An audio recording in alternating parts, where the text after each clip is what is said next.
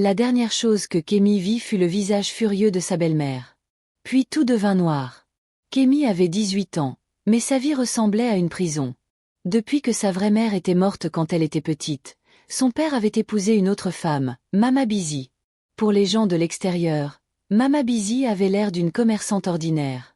Elle vendait de l'huile de palme et du piment séché au marché. Elle saluait les gens avec un sourire et ils la croyaient gentille. Mais à l'intérieur de sa maison, elle était comme le feu. Kémy faisait tout. Elle allait chercher de l'eau au ruisseau. Elle balayait la cour avant le lever du soleil. Elle lavait des vêtements jusqu'à ce que ses mains lui fassent mal.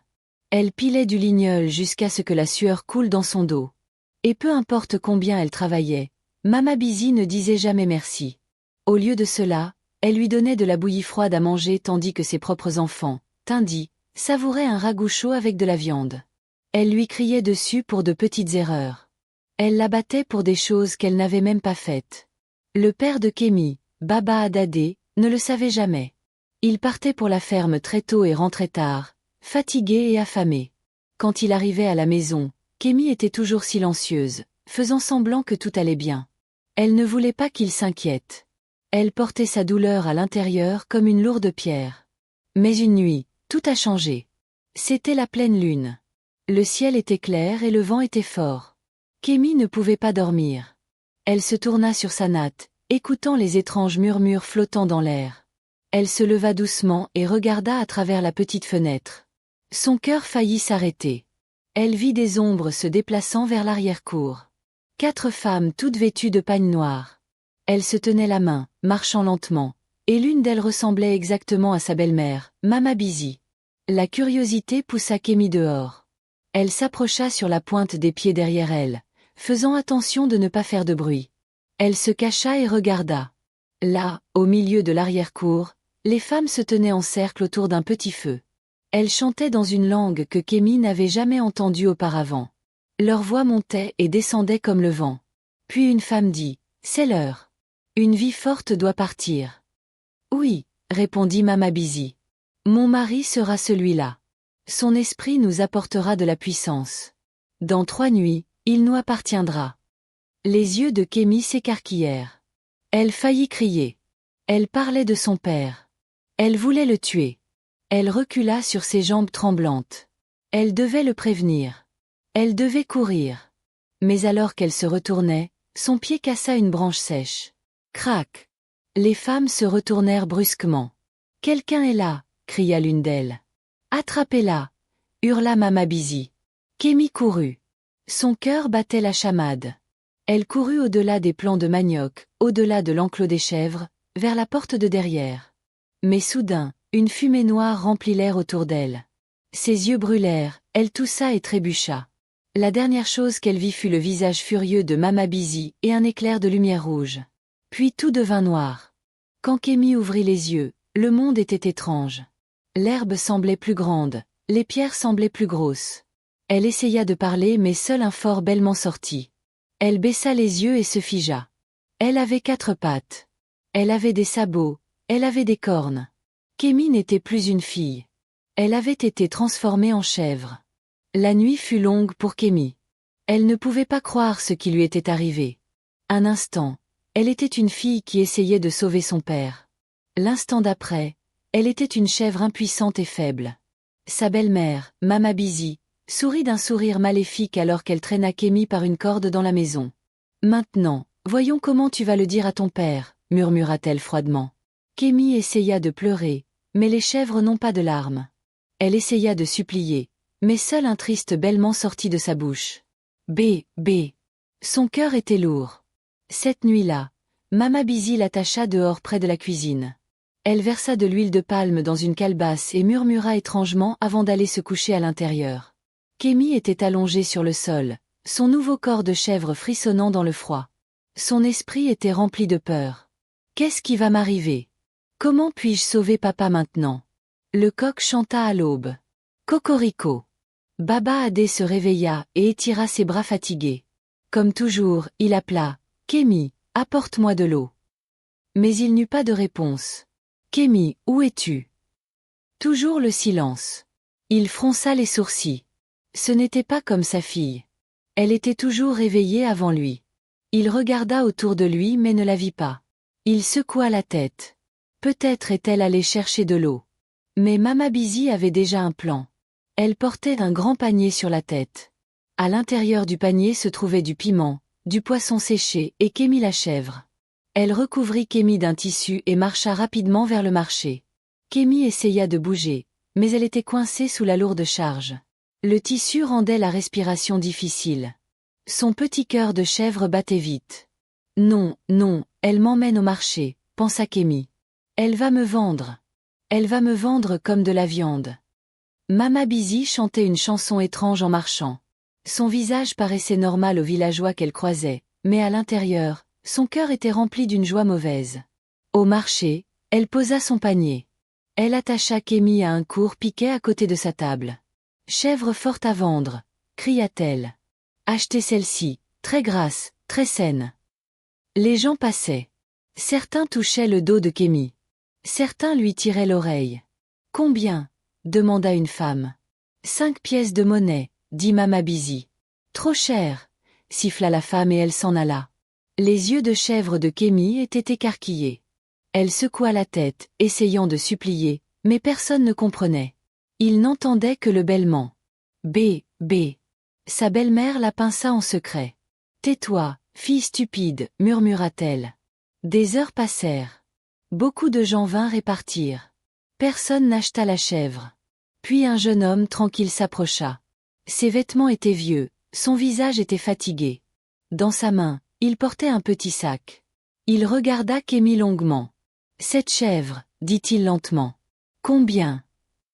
Les yeux de Mama Busy brillèrent. « Pour toi, 6 pièces de monnaie. » L'homme hocha la tête. « Je la prends. » Il lui donna l'argent. Elle sourit pour la première fois de la matinée. Rapidement, elle détacha Kémy et tendit la corde à l'homme.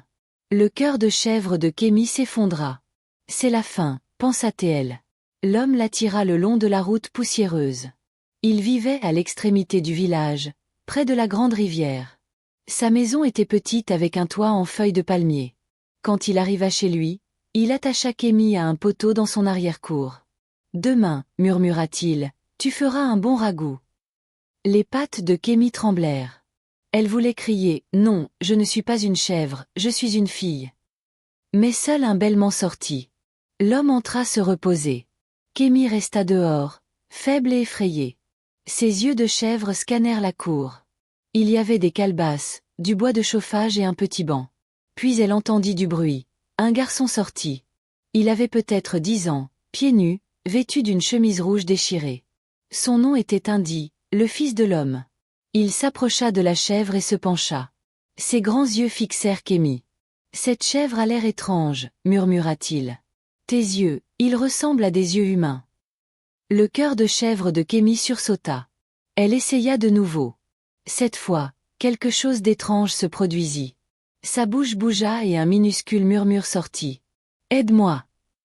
Le garçon haleta. Il sursauta. « Quoi ? Tu viens de parler ?» Kémy hocha faiblement la tête. « Oui, je ne suis pas une chèvre. Je m'appelle Kémy, je suis une fille. Ma belle-mère, elle m'a fait ça. » La bouche du garçon s'ouvrit en grand. Son cœur battait vite. Une fille. Mais comment ? Les chèvres ne parlent pas. C'est vrai, murmura Kémy. Elle m'a transformée en ça parce que j'ai vu son secret. Elle veut tuer mon père. S'il te plaît, ne les laisse pas me faire cuire. Indy se gratta la tête. Il regarda autour de lui. Son père était encore à l'intérieur en train de se reposer. Qu'est-ce que je fais ? Qu'est-ce que je fais ? Se murmura-t-il. Cache-moi, supplia Kémy. S'il te plaît, ne le dis à personne. Garde-moi juste en sécurité. Le garçon hocha lentement la tête. D'accord, je vais t'aider. Mais comment te retransformer ? Kémy secoua la tête. Je ne sais pas. Soudain, ils entendirent la voix de l'homme depuis l'intérieur. Indy, viens m'aider à aiguiser le couteau. Le garçon se figea. Son père voulait tuer la chèvre ce soir. Les yeux de chèvre de Kémy se remplirent de peur. S'il te plaît, murmura-t-elle à nouveau. S'il te plaît, ne le laisse pas me tuer. Le cœur de Indy s'emballa. Il savait qu'il devait agir vite. Il se pencha près de son oreille et murmura. Ne t'inquiète pas, je trouverai un moyen. Le vent soufflait fort à travers les arbres. Le soleil commença à se coucher et au loin, Mama Busy était assise dans sa maison, souriante. Elle pensait que la chèvre était déjà dans la marmite à soupe de quelqu'un, mais elle ne savait pas que la chèvre avait encore une voix et qu'un garçon l'avait entendue. Tindy ne put pas dormir cette nuit-là. Il n'arrêtait pas de penser à la chèvre dans l'arrière-cour. Non, ce n'était pas juste une chèvre, c'était une fille. Une fille nommée Kémy. Il était allongé sur sa natte, les yeux grands ouverts, écoutant les ronflements de son père. Le clair de lune entrait par la fenêtre et les grillons chantaient dehors. Son cœur était lourd. Et si papa la tue demain? Et si je ne peux pas la sauver? Il se tourna et se retourna.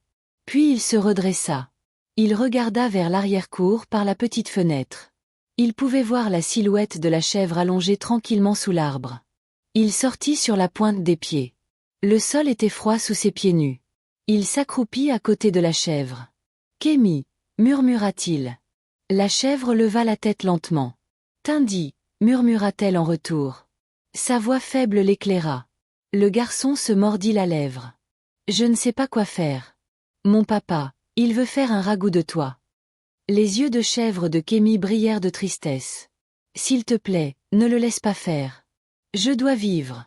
Je dois dire la vérité à mon père. Ma belle-mère veut le tuer dans 3 nuits. » Les mains de Tindy tremblaient. Il n'avait que 10 ans mais il comprenait le danger. Il leva les yeux vers les étoiles et murmura « Mon Dieu, aide-moi !» Soudain, il se souvint de quelque chose. Il y avait un vieil homme dans le village voisin. Les gens l'appelaient Baba Laja, le sage ancien. On disait qu'il connaissait beaucoup de secrets. On disait qu'il avait sauvé des gens de maladies et de choses étranges auparavant. Tindy se pencha après Kémy. Peut-être que Baba Laja peut t'aider. Si quelqu'un sait comment te retransformer, c'est lui. Kémy hocha rapidement la tête. Oui, s'il te plaît, emmène-moi là-bas avant qu'il ne soit trop tard. Le garçon regarda la maison. Son père dormait encore. Il savait qu'il ne pouvait pas emmener la chèvre la nuit. Il faisait trop noir et le sentier dans la brousse était dangereux. Il devrait attendre le matin. Le coq chanta. Cocorico. Le père de Tindy, Baba Chola, se réveilla et s'étira. Il regarda la chèvre attachée dans l'arrière-cour. Aujourd'hui, on va bien manger, marmonna-t-il en prenant son couteau. Le cœur de Tindy sursauta. Il courut en avant. Papa, attends, ne la tue pas tout de suite. Son père fronça les sourcils. Pourquoi pas? Tu as peur du sang? Non, papa, dit Tindy rapidement. Mais cette chèvre, elle est spéciale. S'il te plaît, allons d'abord chez Baba Laja. Laisse-le la regarder. Baba Chola haussa un sourcil. Baba Laja? Pourquoi? C'est juste une chèvre. Tindy déglutit difficilement. Papa, s'il te plaît, fais-moi confiance. Fais ça juste une fois. Si c'est seulement une chèvre, Baba Laja le dira. Mais si ce n'est pas le cas? Son père le fixa pendant un long moment. Finalement, il soupira. D'accord. Toi et tes pensées étranges. Allons-y. Il détacha la chèvre et tira la corde. Viens alors, on va voir ce que ce vieil homme va dire. Les pattes de chèvre de Kémy tremblèrent alors qu'elle marchait. Le sentier était étroit, couvert de poussière rouge. Des oiseaux volaient au-dessus. Le soleil était déjà brûlant. Tindy marchait à côté d'elle, chuchotant doucement. Ne t'inquiète pas, nous sommes proches. Après près d'une heure, ils atteignirent une petite hutte. Elle était construite en argile rouge avec des herbes suspendues au toit. Des statues en bois sculpté se tenaient dehors comme des gardes silencieux. De la fumée s'élevait lentement dans l'air. Baba Chola tapa du pied. Baba, es-tu là? Nous avons besoin de ton aide. Le vieil homme sortit. Ses cheveux étaient blancs, sa peau était foncée et ridée comme du vieux cuir, mais ses yeux étaient vifs, pleins de connaissances. Il regarda la chèvre, il regarda Tindy, puis il regarda Baba Chola. Lentement, il hocha la tête. J'attendais cela, dit-il. Baba Chola fronça les sourcils. J'attendais quoi? Baba Laja ne répondit pas. Il se baissa et toucha la tête de la chèvre. Au moment où ses doigts effleurèrent sa corne, Kémy laissa échapper un minuscule murmure. Aide-moi. Baba Chola sursauta. Quoi? Cette chèvre vient de parler. Tindy serra fermement la main de son père. Oui, papa, je te l'ai dit, ce n'est pas une chèvre. C'est une fille. Elle s'appelle Kémi. Baba Laja ferma les yeux. Il saupoudra une poudre blanche sur la chèvre. L'air devint immobile. Même le vent cessa de bouger. Les feuilles restèrent figées. Enfant, dit doucement le vieil homme, raconte-moi ton histoire. La voix de Kémi sortit faible mais claire. Elle leur raconta tout. Comment sa belle-mère la détestait, comment elle avait vu la réunion de minuit, comment les femmes prévoyaient de tuer son père, comment Mama Bizi l'avait transformée en chèvre. Baba Chola posa ses 2 mains sur sa tête. Oh mon Dieu! Et dire que j'ai failli te tuer pour un ragoût. Baba Laja ouvrit les yeux. C'est vrai, ce n'est pas une chèvre ordinaire, c'est une fille sous une malédiction. Mais la malédiction est forte. Pour la briser, je dois accomplir une purification. Il étendit une natte sur le sol et y plaça Kémi. Il sortit une petite calebasse remplie d'herbe. Il saupoudra de l'eau sur son dos. Il commença à chanter d'une voix basse. Le sol trembla. Les arbres s'agitèrent. La fumée du toit devint blanche. Puis lentement, Kémi commença à changer. Ses cornes rétrécirent, ses sabots s'étirèrent, sa peau brilla. En quelques secondes, la chèvre avait disparu et à sa place se tenait Kémi, faible, tremblante, mais de nouveau humaine. Lundi.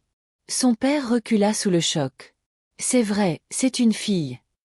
Kémi s'assit, des larmes coulant sur son visage. Merci. Merci de m'avoir sauvé. Baba Laja l'aida à se lever. Ses yeux étaient tristes mais bienveillants. Tu es libre maintenant, mon enfant, mais ta belle-mère est dangereuse. Elle ne s'arrêtera pas. Tu dois rentrer chez toi et dire la vérité à ton père avant qu'il ne soit trop tard. Kémi hocha la tête. Elle regarda Tindi et sourit faiblement. Merci. Sans toi, je serais morte. Le garçon sourit. Je t'avais dit que je t'aiderais. Baba Chola se frotta la tête. Il était encore sous le choc. C'est trop pour une seule journée. Mais tu dois y aller, ma fille. Cours vers ton père. Sauve-le avant la 3e nuit. Kémi n'attendit pas un instant de plus. Pieds nus, elle courut sur le sentier poussiéreux, ses cheveux volant derrière elle.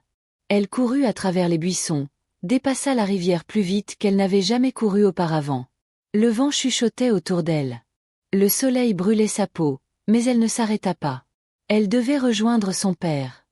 De retour dans son village, Baba Adé était assis devant sa maison, le visage plein d'inquiétude.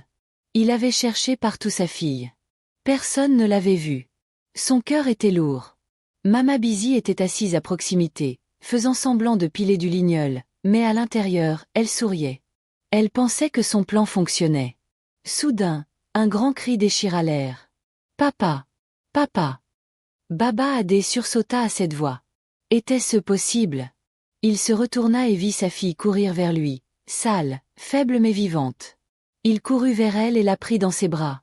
Ils s'enlacèrent fortement, pleurant ensemble. « Ma fille, où es-tu allée ?» demanda-t-il. Kémi essuya ses larmes. Elle pointa du doigt vers la maison. « Papa, ce n'est pas moi qui suis partie, c'était Mama Bizi. Elle m'a transformée en chèvre. C'est une sorcière et elle veut te tuer dans 3 nuits. » La foule qui s'était rassemblée, les voisins, chuchotèrent. Tous les regards se tournèrent vers Mama Bizi. Son visage devint pâle. Elle laissa tomber le pilon. « C'est un mensonge !» cria-t-elle. Elle invente des histoires. Mais Kémi se tint ferme. « Non, papa, je l'ai vue de mes propres yeux. » Elle et ses amies chantaient. Elles ont dit « Ton esprit doit partir. » Les gens commencèrent à murmurer plus fort. « Que le roi entende cela. Que le roi juge. » Les mains de Mama Bizi tremblèrent. La peur remplit son cœur. Elle savait que son secret était révélé. Et au loin, la lune commença à se lever à nouveau. La place du village était pleine. Des hommes, des femmes et des enfants se rassemblèrent sous le grand arbre. L'air était tendu. Tout le monde voulait savoir ce qui allait se passer. Au centre, le roi était assis sur son trône en bois. Il portait une couronne rouge et tenait son sceptre de pouvoir. Son visage était calme, mais ses yeux étaient vifs. À côté de lui se tenaient les anciens, leurs cheveux gris brillant au soleil. Des guerriers tenaient des lances en bordure de la foule, attendant l'ordre du roi. Kémi se tint devant tout le monde. Elle était pieds nus, son pagne déchiré, mais sa voix était forte. Elle raconta toute l'histoire à nouveau. Elle parla de sa souffrance sous la coupe de Mama Busy, comment elle avait vu la réunion secrète la nuit, comment elle les avait entendus planifier de faire du mal à son père, comment elle avait été surprise et comment sa belle-mère l'avait transformée en chèvre, comment elle avait failli être vendue au marché. Et comment, par la grâce de Dieu, un garçon nommé Tindy et son père l'avaient sauvée. La foule haleta. Certaines femmes se couvrirent la bouche, les enfants se chuchotaient. Puis le roi leva la main. « Faites avancer Mama Busy. » Les guerriers la tirèrent de la foule. Elle tremblait mais elle essayait de se tenir droite. Ses yeux dardaient à gauche et à droite, cherchant un moyen de s'échapper. « Femme, dit le roi d'une voix grave, tu as entendu les mots de cette fille? Que as-tu à dire? » Les lèvres de Mama Busy tremblèrent. Elle força un rire. « Mon roi, c'est absurde. Elle m'accuse, ce n'est qu'une fille stupide. Comment une personne peut-elle se transformer en chèvre? Ce n'est pas possible. » La foule murmura. Certains acquiescèrent, d'autres secouèrent la tête. Le roi leva son sceptre. « Apportez l'eau de la vérité. » Aussitôt, un garde s'avança tenant une petite calebasse remplie d'eau claire. On disait que l'eau révélait les mensonges. Personne qui en buvait ne pouvait cacher la vérité. « Bois !» ordonna le roi. Les mains de Mama Busy tremblèrent alors qu'elle prenait la calebasse. La sueur coulait sur son visage. Elle essaya de refuser mais les guerriers la maintinrent. Lentement, elle but. Pendant un moment, tout fut silencieux. Puis son corps se mit à trembler. Ses yeux s'écarquillèrent. Elle tomba à genoux. « C'est vrai !» cria-t-elle. « C'est vrai, je suis coupable. » La foule cria sous le choc. Certaines personnes crachèrent par terre. D'autres se couvrirent la tête d'incrédulité. Mama Busy continua. Sa voix tremblante. « Oui, je détestais la fille. Oui, je sortais la nuit. Oui, j'ai prévu de donner mon mari aux esprits. Ils m'ont promis du pouvoir. Ils m'ont dit que je devais amener quelqu'un de proche de moi. Je l'ai choisi. » La foule rugit. « Ô femme diabolique, belle-mère méchante !» Baba Adé, le père de Kémy, chancela en arrière. Ses yeux étaient rouges. « Et dire que je t'ai fait confiance. Je t'ai fait entrer dans ma maison et c'est ainsi que tu me rembourses. » Mama Busy essaya de ramper en avant. « Pardonne-moi, mon mari, pardonne-moi, mon roi. J'étais aveuglée par la cupidité. » Mais le visage du roi était sévère. Il se leva, son sceptre brillant au soleil. « Tu as trahi ta famille. Tu as trahi cette terre. À partir de ce jour, tu es banni. Tu dois quitter ce village pour toujours. Si tu reviens, ta vie sera perdue. » Les guerriers la saisirent par les bras. Elle cria et donna des coups de pied, mais personne ne la plaignit. Ils la traînèrent vers le sentier de la forêt. Ses enfants, Tindy et les autres, pleurèrent, mais les anciens leur dirent qu'ils vivraient désormais avec des proches qui les élèveraient en paix. Le village redevint calme. Le roi se tourna vers Kémy. Sa voix s'adoucit. « Enfant, tu es courageuse. Tu as souffert, mais tu as dit la vérité. Grâce à toi, ce mal a été révélé. Tu as sauvé la vie de ton père. » Kémy s'inclina profondément, les larmes aux yeux. « Merci, mon roi. Merci de m'avoir écouté. » Le roi hocha la tête. « Va maintenant, vis en paix et souviens-toi. Peu importe combien de temps le mal se cache, la vérité finira toujours par éclater. » La foule applaudit et acclama. Certaines femmes coururent embrasser Kémy. Les hommes louèrent Baba Adé d'avoir une fille aussi forte. Les enfants la suivaient, l'appelant la fille qui est revenue. Ce soir-là, la cour redevint calme. Mais cette fois, c'était un calme rempli de paix, non de peur. Baba Adé s'assit avec Kémy devant leur maison. Il lui tenait fermement la main. « Ma fille, pardonne-moi. Je n'ai pas vu ta douleur. Je ne t'ai pas protégée de cette femme, mais je te promets qu'à partir d'aujourd'hui, personne ne te fera plus jamais de mal. » Kémy s'appuya sur son épaule, les yeux mouillés brillants. « Je te pardonne, papa. Je suis juste heureuse d'être à la maison. » Le vent soufflait doucement à travers les arbres. La lune se levait au-dessus des toits. Loin de là, Tindy était assis devant sa petite maison dans l'autre village. Il regardait les étoiles et souriait. Il savait qu'il avait aidé à sauver une fille qui avait failli être perdue à jamais. Et ainsi l'histoire se termina, non pas avec la peur mais avec l'espoir. Moralité de l'histoire, le mal peut se cacher, mais la vérité trouve toujours un moyen de briller. Un cœur méchant peut faire des plans, mais un cœur pur vaincra toujours. Et peu importe à quel point la nuit est lourde, le matin viendra sûrement.